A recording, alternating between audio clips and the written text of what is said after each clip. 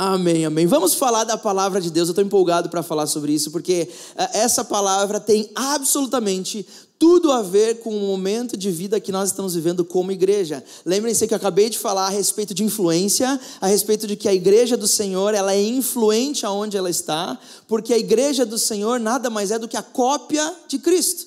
Certo? Quantos lembram na Bíblia que onde Jesus Cristo passava, com quem ele se encontrava, não importava o cenário, não importava a realidade, não importava a situação, não importava a condição de vida da pessoa, o quão mal essa pessoa podia ser ou o quão distante de Deus ela podia parecer. Quando Jesus se encontrava com ela, absolutamente tudo mudava. Isso é influência, e a igreja de Cristo tem a mesma influência nessa terra. Eu quero falar com vocês hoje sobre o assunto é influência, e o título da minha mensagem hoje é Chamados para Influenciar. Chamados para influenciar. Sabe, essa palavra influencer, ou influência, ou influenciadores, é uma palavra dos nossos dias, certo? Ou seja, a verdade é que empresas inteiras contratam os tais dos influenciadores para fazer propaganda, para divulgar trabalho, para divulgar que a empresa está na cidade. E a verdade é que o marketing, de forma geral, ele descobriu que não tem nada mais poderoso do que pessoas que influenciam outras para vender, para se mostrar para o mercado. E nós estamos vivendo esse tempo de influenciadores. Eu sei que a gente abre a nossa timeline das redes sociais, não se diz timeline, né? Feed, desculpa, eu estou um pouquinho atrás.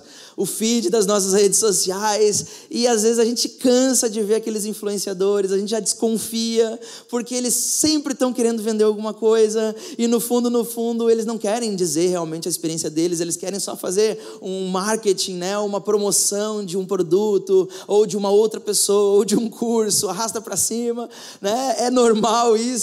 É o nosso tempo, são os nossos dias, mas a verdade é que eu fui olhar a respeito da palavra influência e eu sinceramente choquei, assim como eu acho que vocês vão chocar. Influência, a gente prestar atenção, na palavra influência, ela é feita da mistura de duas palavras no latim. A primeira é in, que significa dentro, é um prefixo, né, da palavra, e o segundo é fluência ou fluenciar, que vem da palavra fluir. Então, basicamente, influenciar significa, na raiz da palavra, fluir a partir de dentro. Fluir de dentro para fora.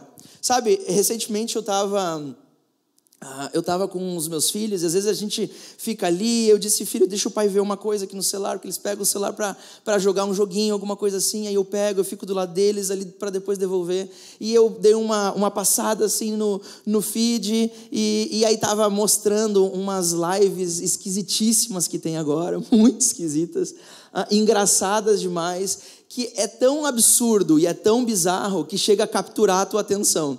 Você fica olhando aquilo e eu fiquei chocado, porque era a primeira vez que eu estava vendo aquilo, e eu olhei e disse, meu Deus, cara, isso é muito esquisito, isso beira a bizarrice, o que está acontecendo com o mundo, será que eu que estou louco?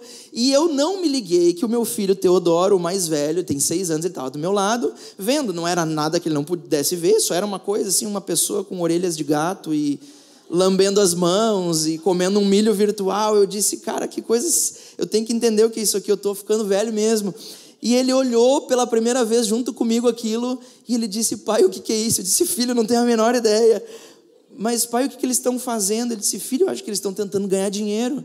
Dá para ganhar dinheiro com um gatinho, pai? Eu disse, filho, parece que dá. E ele ficou chocado comigo também, ele é uma criança de 6 anos, e ele ficou chocado com aquilo, e a verdade é que a gente está vivendo num mundo muito louco de pessoas tentando influenciar umas às outras, influenciar algumas para coisas boas, algumas para coisas ruins, algumas simplesmente não têm objetivo nenhum na sua influência, apenas assumir um lugar de influência, um papel de influência. Vocês estão comigo? Mas em resumo, como a gente viu, a palavra influenciar significa isso. Nós fluirmos algo de dentro para fora. Recentemente eu estava lendo um livro, e essa frase é uma frase muito antiga, que tem vários livros, cristãos e não cristãos, e a frase dizia assim, o que eu possuo dentro de mim é tão poderoso que quando eu chego em algum lugar, algo muda no interior das pessoas. Eu disse, caramba, eu quero isso.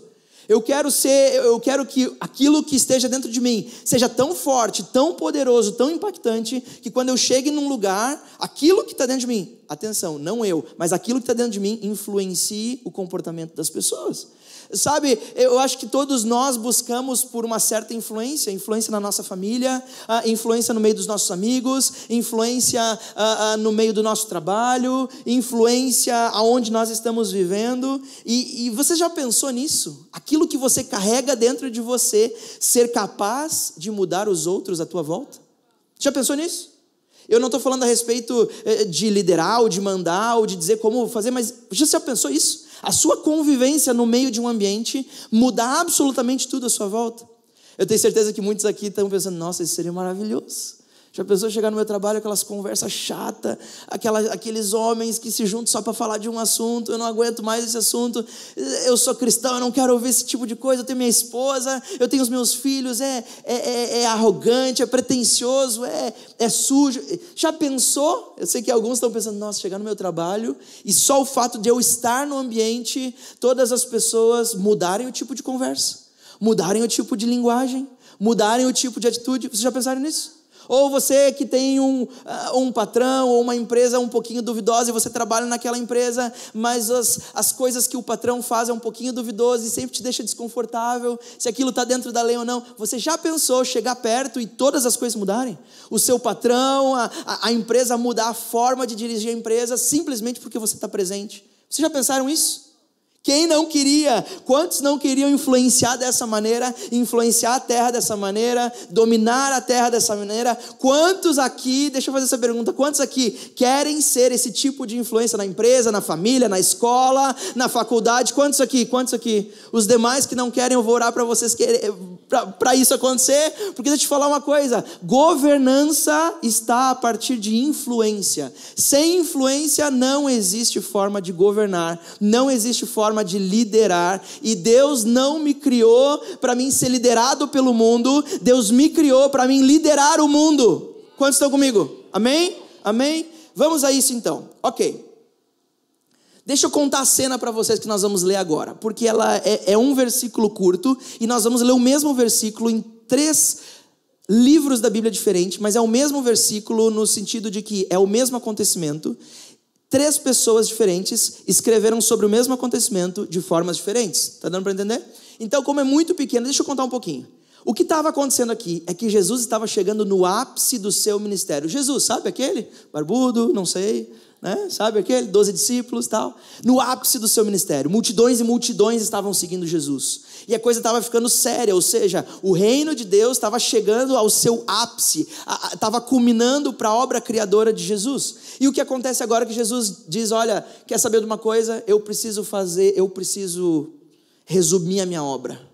Então, todas as pessoas, as multidões que seguiam Jesus, em um certo momento se sentaram na grama, eram multidões e multidões. Jesus sobe numa pequena subida de terra, e ele começa a dar um grande discurso que você consegue ler no Evangelho de Mateus, capítulo 5, 6 e 7. É um grande discurso, e é o grande resumo da obra de Jesus na terra. Sabe, é tudo aquilo que ele veio fazer, tudo aquilo que ele veio mudar, a maneira dos céus pensarem, é aquilo que está em Mateus capítulo 5, 6 e 7, o tão conhecido Sermão da Montanha, Sermão do Monte. E Jesus subiu nessa montanha, nesse monte, nessa colina, e ele começa a falar. E logo no início do seu discurso, na abertura inicial, na introdução do discurso, depois de falar algumas frases poéticas e bem contraditórias para a ideia do ser humano, ele diz o seguinte em Mateus capítulo 5, versículo 13, o seguinte: vocês são o sal para a humanidade, mas se o sal perde o gosto, deixa de ser sal e não serve para mais nada, é jogado fora e pisado pelas pessoas que passam. O mesmo texto, o mesmo acontecimento agora em Marcos, no capítulo 9, versículo 50. O sal é uma coisa útil, mas se perder o gosto, como é que vocês poderão lhe dar gosto outra vez? Tenham sal em vocês mesmos e vivam em paz uns com os outros. E depois, em terceiro e último lugar, agora Lucas escrevendo, ele escreve que o Senhor Jesus disse: o sal é uma coisa útil, mas se perde o gosto, deixa de ser sal, é jogado fora, pois não serve para mais, não serve nem para a terra, nem para o monte de esterco. Se vocês têm ouvidos para ouvirem, então ouçam. E até aqui a palavra do Senhor. Amém? Amém? Vamos falar sobre isso? Vamos falar sobre isso. Ok. Jesus está falando sobre sal. E ele começa a dizer que os seguidores dele são o sal da terra. Preste atenção aqui na linguagem. Às vezes, quando Jesus queria dizer que é como, que é um exemplo, que é parecido, ele dizia é como sal da terra. Mas Jesus diz: vocês são o sal da terra. E para nós, a gente pode ficar pensando aqui, o que a gente usa sal, né? Quais são as utilidades do sal hoje em dia? Gente, na minha casa o sal basicamente é usado para temperar comida, temperado para salgar. A gente poderia simplesmente dizer, ok, Jesus está dizendo que nós somos tempero para o mundo, para essa salada de mistura de coisas. Será que é isso? Sabe, o sal no mundo antigo, ele era muito conhecido e ele basicamente se conectava com três coisas que nós vamos ver na mente das pessoas. Quando as pessoas falavam em sal, quando elas viam sal, isso se conectava na mente delas com três coisas do cotidiano delas. Eram pelo menos três grandes utilidades para o sal naquela época. No mundo antigo não havia nada mais precioso e mais puro do que o sal. Sabe, os gregos, eles chamavam o sal de divino. Eles tinham uma palavra para chamar o sal, e essa palavra era basicamente o nome de uma divindade. Eles cultuavam praticamente o sal. Os romanos, na época de Jesus, tinham uma frase que eles diziam com frequência, que era: não há nada mais útil do que o sol e o sal. Nada mais útil do que o sol e o sal. Então, Jesus começa a falar agora a respeito de sal. E com frequência nós vemos Jesus usando coisas cotidianas da vida das pessoas, coisas cotidianas e naturais da vida das pessoas, simples de entender, para explicar coisas espirituais difíceis de entender. E sabe, inclusive quando Jesus, um parênteses aqui, quando Jesus explica o porquê que ele usa parábolas, sabe aquelas histórias que Jesus conta? Os discípulos dizem: pô, Jesus, por que você usa isso aí? Só dificulta a nossa vida, diz o que é de uma vez. E Jesus basicamente explica que são realidades naturais para vocês conseguirem entender as realidades espirituais. Então, basicamente é isso que Jesus usava. Ele pegava atributos e coisas conhecidas, como a pescaria, como ovelhas, como os rebanhos, como o trabalho em casa, o trabalho doméstico, como o sal, para explicar realidades divinas mais difíceis de entender. Coisas naturais e comuns e conhecidas para revelar aquelas verdades espirituais escondidas. Agora, como eu disse, no tempo de Jesus, sal se conectava a três pensamentos na cabeça das pessoas. Era automático. Assim como eu digo hoje para vocês, sal, todo mundo lembra de quê? Comida. Automaticamente. É para aquilo que nós usamos, não tem dificuldade nenhuma. Agora, em primeiro lugar, e é isso que eu quero ver com vocês hoje, a primeira coisa que se conectava na mente das pessoas, o sal se conectava à pureza. Pureza. Para as pessoas não havia nada mais puro do que o sal. A brancura do sal já revela esse tipo de conexão. Eles acreditavam que o sal era uma das coisas mais puras, porque era feito do mais puro da criação, que é a somatória de sol e mar. E eles acreditavam que essas coisas eram as duas coisas mais puras da criação, e por isso a junção dessas duas coisas, que dava o sal, era algo muito puro. Então automaticamente se conectava à pureza. Sabe, é muito natural que o sal era uma das coisas mais primitivas que apareceram nas ofertas e nos sacrifícios. Era natural que as ofertas eram dadas com animais ou com cereais, o que seja, e era derramado sal por cima, porque o sal era a pureza, era alguma coisa cara, alguma coisa valiosa. Então, quando Jesus está dizendo aos seus seguidores e discípulos: vocês são o sal da terra, Jesus também está dizendo, em primeiro lugar, vocês são a pureza que influencia a impureza do mundo. Então, quando os seus discípulos começam a ouvir: nós somos o sal da terra. O que Jesus está querendo dizer? Em primeiro lugar, conectava a pureza. Jesus está dizendo, a pureza de vocês vai contaminar o mundo. A pureza de vocês vai contaminar a impureza do mundo. A pureza de vocês vai influenciar a impureza desse mundo. Lembrem-se que o Sermão do Monte não era apenas um sermão, como nós falamos. Era basicamente um manifesto de Jesus. O manifesto da sua obra. Ele está lhe dizendo que tipo de seguidor que ele quer. Ele está lhe dizendo que tipo de pessoas vão ser aqueles que são os seus seguidores. Ele está lhe dizendo como é que o mundo vai conhecer quem são os seus seguidores. Ele está lhe dizendo que tipo de vida os seus seguidores vão ter na terra. É um manifesto de Jesus. Então ele começa a dizer, vocês são a pureza desse mundo. A pureza que influencia a impureza desse mundo. Sabe, Jesus nos chamou para influenciarmos na purificação desse mundo. Aí você pode estar pensando, como que eu vou purificar o mundo? Jesus nos colocou na terra, Jesus colocou os seus seguidores e chama todos os dias mais e mais pessoas para a sua família, porque nós como igreja temos a capacidade de influenciar na purificação moral desse mundo. Temos a capacidade de influenciar na purificação social desse mundo. Nós temos a capacidade de influenciar na purificação dos relacionamentos desse mundo. Nós, como igreja de Cristo, temos a capacidade de fazer com que aquilo que nós falamos mudam as conversas ao nosso redor. Onde as nossas palavras são usadas, todas as coisas mudam. Aonde nós estamos, aquilo que é imundo, aquilo que é sujo, aquilo que é mau, aquilo que é vil, aquilo que quer destruir, tem que fugir. Não pode estar junto. Sabe, por ser tão puro, como eu falei, o sal na época, ele também era usado como remédio. O sal era misturado pela sua pureza com mel e era passado em doenças de pele, em feridas, porque isso era cura. Isso era um dos remédios mais valiosos e era caro. É basicamente o que Jesus está dizendo e conectando na mente das pessoas. Eu quero que vocês participem da cura do mundo. Eu quero que a minha igreja seja cura para o mundo e não destruição. Eu não quero que os meus seguidores apenas sejam robôs que caminham atrás de mim, mas eu quero que por onde eles passem, a cura aconteça. Jesus está dizendo, vocês vão participar da purificação desse mundo. Agora, tinha um conceito que eu já falei aqui, alguns de vocês já sabem, muito difícil e diferente dos nossos pensamentos aqui no Ocidente, um conceito lá daquele lado muito diferente, que era a respeito da pureza e impureza.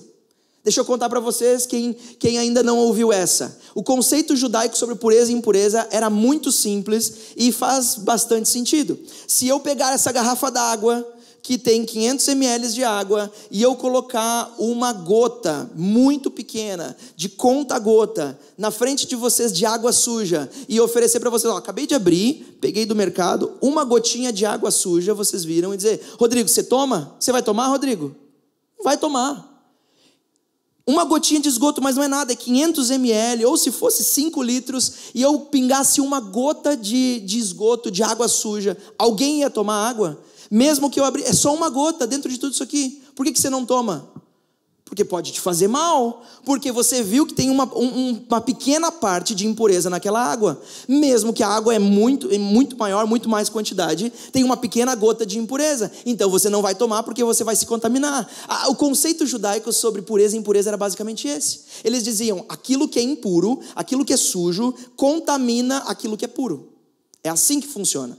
Ou seja, não importa o tamanho da pureza, não importa o tamanho da limpeza, se alguma coisa contaminada, alguma coisa suja tocar, aquilo que era grande, que era puro, deixa de ser puro na hora. O que o pensamento judaico dizia é, a impureza tem um poder muito maior do que a pureza. E é natural, é basicamente assim que a gente enxerga as coisas, certo?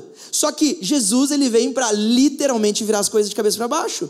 Nós vemos Jesus tocando em pessoas impuras de doença, de enfermidades contagiosas, como a lepra, por exemplo, pessoas que estavam longe da sociedade, e Jesus não tem nenhum problema, ele abraça, ele cura, ele coloca a mão, ele traz de volta para a sociedade, e todos ficam assim, ó. E às vezes a gente pensa que as pessoas ficavam chocadas de ver Jesus curando uma pessoa dessa, por exemplo, leprosa, por causa da cura, também por causa da cura, mas porque aquilo que estava acontecendo diante dos olhos deles era uma loucura, era uma uma insanidade. Como assim um homem que está vendo o outro com lepra, e a lepra é aquela doença terrível que sai os pedaços e você vai morrendo aos poucos. Se você tocar numa pessoa com lepra, você adquire lepra, é instantâneo.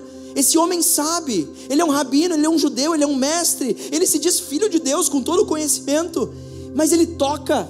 Era um horror para essas pessoas, porque elas tinham esse pensamento real e natural que nós temos muitas vezes, de que o poder da impureza sempre é maior do que o poder da pureza. Mas Jesus veio ao mundo para dizer exatamente o contrário. Jesus veio ao mundo para dizer: eu toco naquilo que é impuro, porque agora as coisas viraram de cabeça para baixo, e o poder da minha pureza contamina toda a impureza. E o que Jesus está dizendo: vocês são o sal dessa terra. Eu estou dando poder para vocês. Não tenham medo de tocar no impuro, porque antes o impuro iria contaminar vocês, mas vocês, meus discípulos, nada vai contaminar vocês. Vocês, meus discípulos, são chamados para ser influência nessa terra, para tocar no perdido, para tocar no leproso, para tocar no pecador, e eles serão transformados a partir da pureza que está em vocês. Jesus inverte a ordem das coisas. Ele diz: toque no impuro e o impuro ficará puro, enquanto a população dizia: toque no impuro e o puro ficará impuro. Abracem os doentes e eles ficarão curados, enquanto a humanidade e nós dizemos na nossa vida: não, se eu tocar em alguém com uma doença contagiosa, eu vou estar contagiado com uma doença. Jesus estava dizendo: não, as coisas estão se invertendo. A minha pureza é como sal, ela purifica, ela limpa, ela cura onde toca. Não tenham medo no seu trabalho, não tenha medo de estar no meio de conversas estranhas, não tenha medo de estar no meio de tudo. Às vezes nós temos um conceito esquisito a respeito de cristianismo, sobre santidade. Eu não ia falar isso, mas deixa eu falar isso, fazer um parênteses aqui. A palavra santidade no original significa separação. Então, as pessoas que eram tidas como santas eram aquelas pessoas que se separavam do mundo, se separavam do pecado, se separavam da maneira que o mundo vivia as coisas. Essas pessoas eram santas. Mas a palavra santo significa separados, não significa perfeitos. E o que eles tinham entendido era perfeito, mas Jesus veio para dizer: eu não estou falando de perfeição, vocês nunca serão perfeitos até atingirem a minha estatura, até estarem com o Pai no céu, na casa, na morada, na pátria de vocês. Mas por enquanto vocês estão separados para mim. Mas isso não significa que eu não posso tocar no pecador, isso não significa que eu não posso estar com as pessoas, porque se o Deus que habita em mim é o Espírito Santo, é Jesus de Nazaré, é o sal dessa terra, o meu sal tem que ser mais forte do que o pecado, o meu sal tem que ser mais forte do que a impureza. Não tenha medo no seu trabalho, não tenha medo de estar no meio da sua família, nos amigos que você diz: nossa, vocês não são crente, vocês não vivem desse jeito XYZ. Esqueça isso, isso é religiosidade.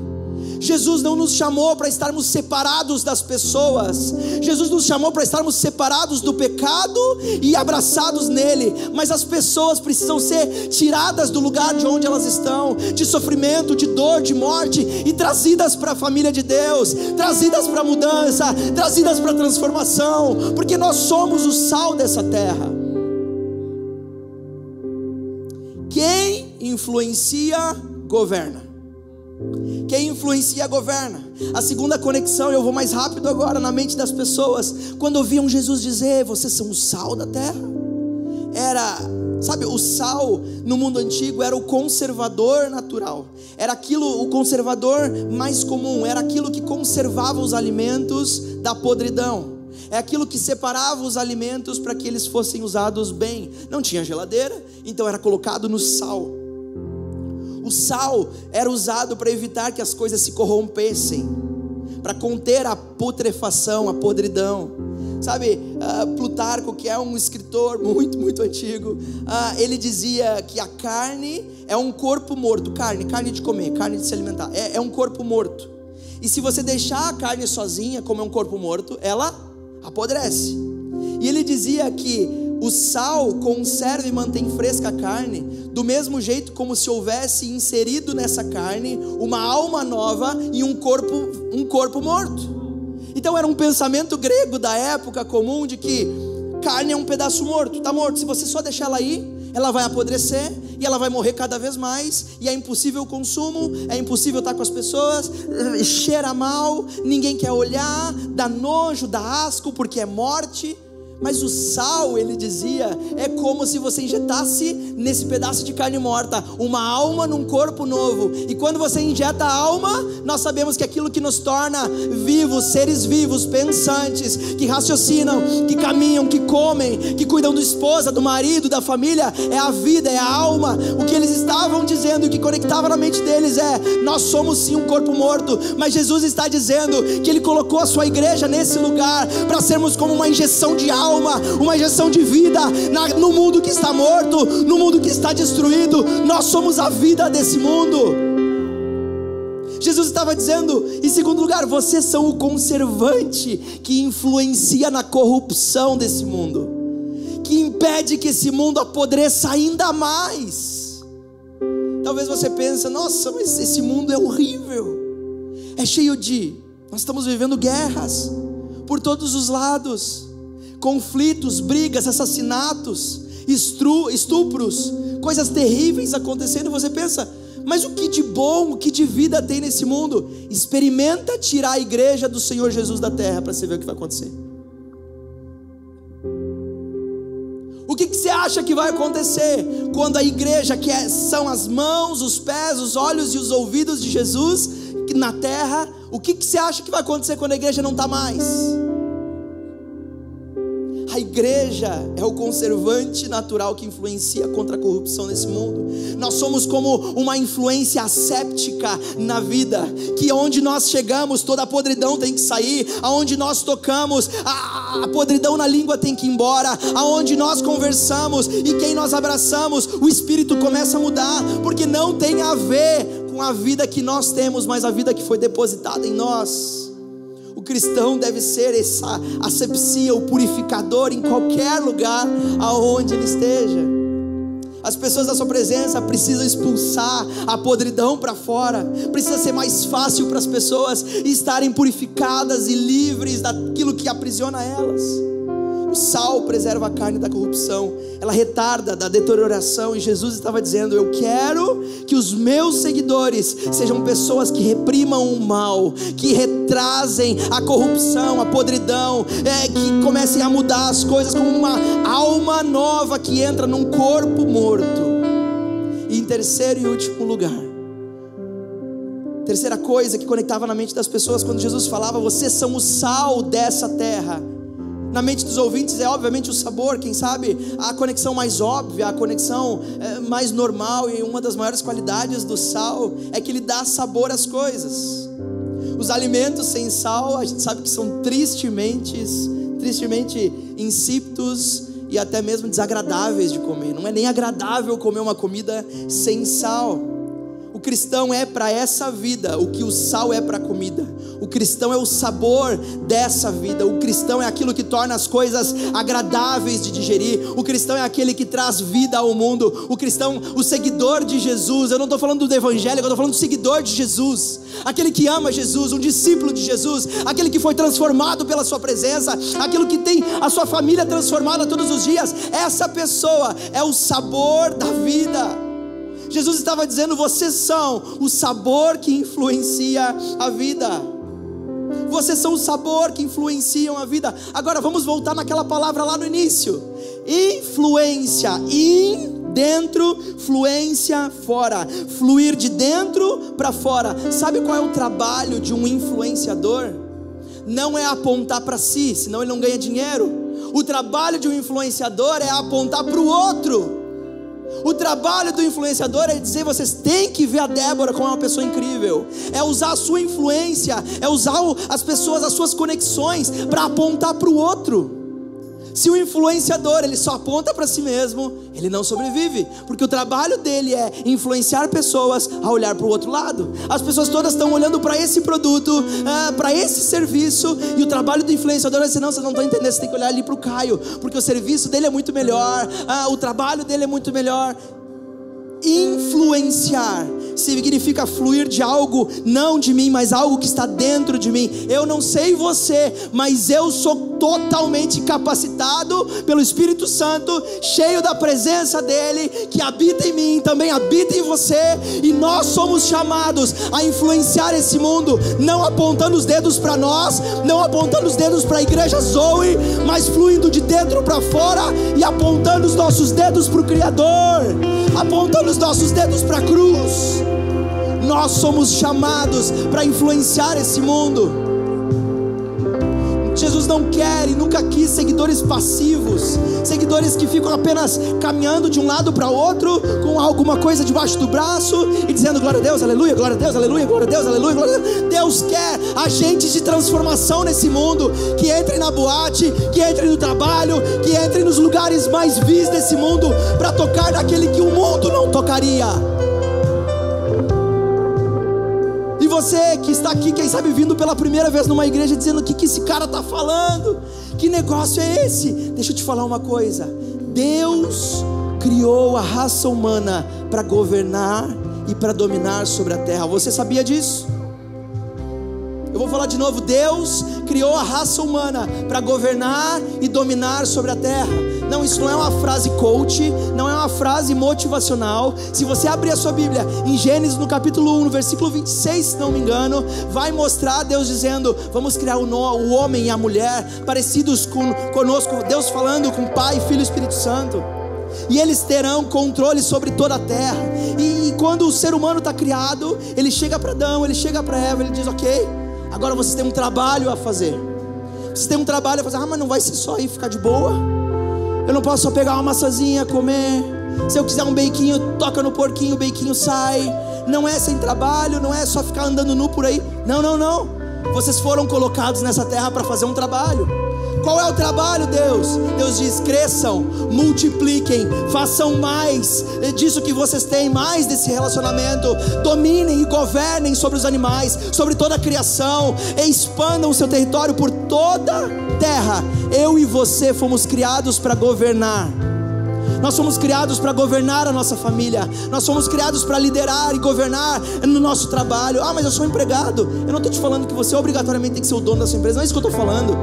Isso é com você, isso tem a ver com o seu negócio, isso tem a ver com a sua visão de mundo, de trabalho. Eu não estou falando disso, gente. Eu estou falando que onde nós estivermos, nós somos chamados a liderar a atmosfera espiritual, a governar as coisas à nossa volta. Deixa eu te falar, é através do governo de Deus que Deus muda a nossa vida. Talvez você está aqui pela primeira vez hoje e você está dizendo: cara, eu nunca tinha ouvido isso, do que ele está falando? Como assim governar? Se o Will soubesse o tipo de problema que eu tenho na segunda-feira para resolver, se ele soubesse a conta na farmácia que eu tenho que pagar, dos remédios que eu preciso tomar para não morrer, se ele soubesse que eu tenho que sair daqui e ir para o hospital ver a minha filha que está internada, se ele soubesse do câncer na minha família, se ele soubesse da minha bancarrota financeira. Deixa eu te falar uma coisa: eu não preciso saber absolutamente nada, porque o Deus dos deuses, o Senhor dos senhores, o Rei dos reis, aquele que morreu por mim, morreu por você, que quis transformar a sua vida, Ele sabe todas as coisas. E Ele hoje te diz: eu te coloco num lugar de governo, num lugar de influência. Deus, como eu vou fazer para governar na minha casa, na minha família, no meu trabalho? Quando nós nos dobramos diante de Deus, sabe?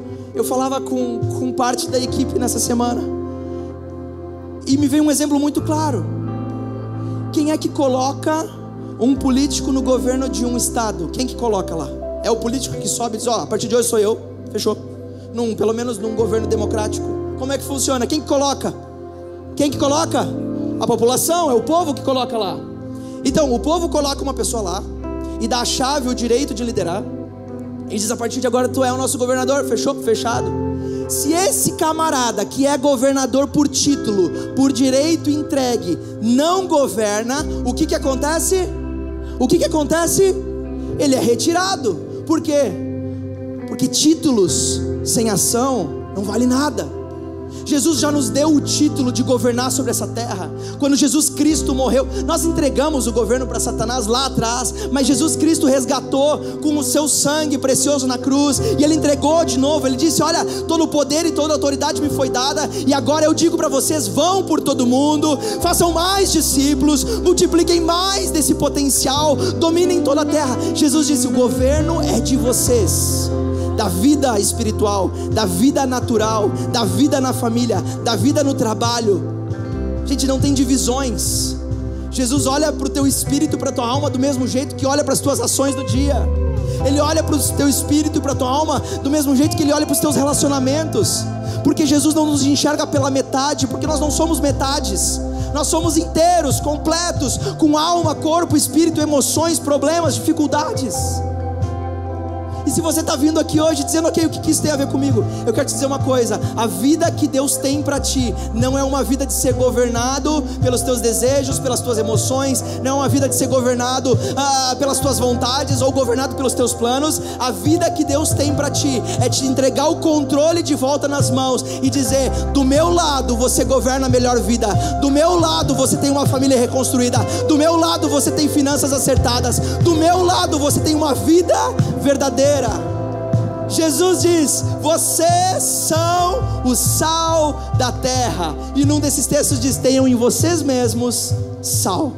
Estejam cheios de influência, aumentem os espaços de influência, dominem a terra, se espalhem. Mas a minha empresa é tão pequenininha. Se espalha. Começa a olhar para o horizonte. E quem sabe o Lucas pode dizer: não, mas a minha empresa não dá pé de atender aquilo lá. Mas começa a sonhar, começa a buscar, começa a procurar, porque a Bíblia diz que onde nós colocássemos a planta do nosso pé, ali nos seria dado por herança. Ei, Deus tem mais para nós. Deus não tem uma vida curta, de calça curta. Deus nos tem vestimenta completa. Deus tem vida completa. Lembre-se apenas de uma coisa: influenciar tem a ver com não apontar para você, mas apontar para Cristo. Quando nós perdemos a visão de Cristo, e quando nós perdemos a visão do Criador, quando nós perdemos a visão de que Ele é o dono de todas as coisas, que Ele é que nos resgatou, que nós devemos absolutamente tudo a Ele, a nossa vida, a vida dos nossos filhos, da nossa família, dos nossos amigos, sem Ele nada nós teríamos. Quando nós perdemos isso, sabe para onde a gente começa a olhar? Não para o outro, para nós mesmos. E quando a gente está olhando assim, eu não sei vocês, mas se eu caminhasse assim na rua, certamente eu já estaria morto, atropelado por um carro, ou teria batido em pessoas. Ninguém anda assim. Nós andamos olhando para o nosso alvo, para o lugar que nós queremos chegar. É da mesma forma na nossa vida. Quando nós olhamos para nós e nos preocupamos cada vez mais com as nossas finanças, os nossos problemas, as nossas dificuldades, somos como pessoas que atravessam avenidas movimentadíssimas, olhando para dentro de si, e com certeza vão morrer. A vida não está em olhar para dentro de si, é isso que Jesus disse na Bíblia toda. A vida está em esquecer de si mesmo, em parar de olhar para si mesmo e começar a olhar para Jesus. E como é que eu vou ficar? Se eu não cuido de mim, quem vai cuidar? Ele vai cuidar. O Filho de Deus que se entregou por mim e por você, que nos chamou de sal da terra, de transformação desse mundo, os puros que transformam. Vocês me dão mais 2 minutos? E se eu pedir 3? E se for... Não, chega. Só para finalizar, sabe de uma coisa? Nesse texto tem uma coisa muito estranha. Qualquer pessoa que entende um pouquinho de química diria: tem coisa errada aí.